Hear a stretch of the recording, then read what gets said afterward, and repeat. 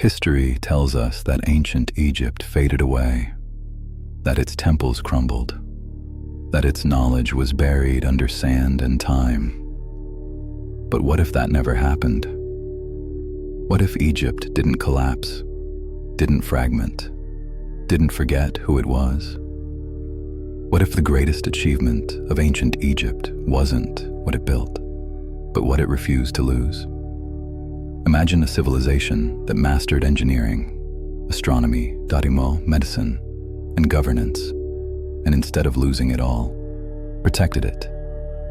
Not through force, but through record, through systems, through memory. No burning of libraries, no lost sciences, no centuries of darkness. Knowledge didn't vanish here. It accumulated. Each generation inheriting more than the last, not starting over, but continuing. Pharaohs were not gods. They were administrators of continuity, guardians of systems designed to last thousands of years. As other civilizations rose and fell, Egypt remained. Not frozen in the past, but slowly evolving. Stone gave way to refinement. Ritual gave way to record. Myth gave way to method. While the rest of the world reset itself again and again, Egypt simply moved forward. And eventually, the world came to learn from them. For most of modern history, we've been taught that the world belonged to Europe. But in this timeline, it never did. Power didn't move north. It stayed where knowledge never collapsed. When Egypt survives, the rest of the world doesn't catch up. It comes to learn. In this world, Egypt does not isolate itself. It becomes the center of learning. Greek philosophers don't invent ideas here. They study them. Roman engineers don't conquer knowledge. They are trained by it. This changes everything. Instead of Europe becoming the center of the world, Africa becomes its foundation. Trade routes don't just carry gold and spices. They carry mathematics, medicine, architecture, and law. And because knowledge is never lost, there is no dark age, no lost millennium, no technological reset. Scientific progress doesn't restart here. It compounds. While empires elsewhere rise through conquest, Egypt dominates through structure.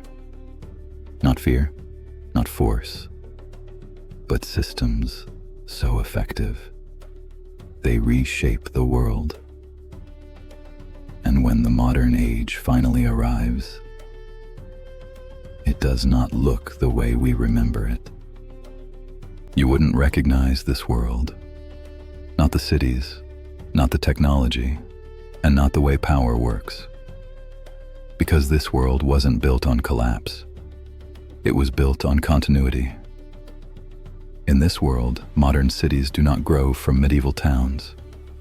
They grow from ancient plans, refined over thousands of years. Architecture is monumental, not for ego, but for permanence. Cities are aligned, not for beauty, but for efficiency. Technology feels different here, because it was never rushed. Slower to waste, harder to break, built to last. Borders are fewer. Knowledge is centralized. Education is not privilege. It is infrastructure. History is not something people argue over here. It is something they remember clearly. And maybe this is the most unsettling part. In this world, humanity doesn't feel like it's chasing the future. It feels like it's continuing a plan that never stopped. So maybe ancient Egypt wasn't primitive. Maybe it was interrupted. And maybe the real question isn't, what if Egypt never fell? Maybe the real question is, why did it have to?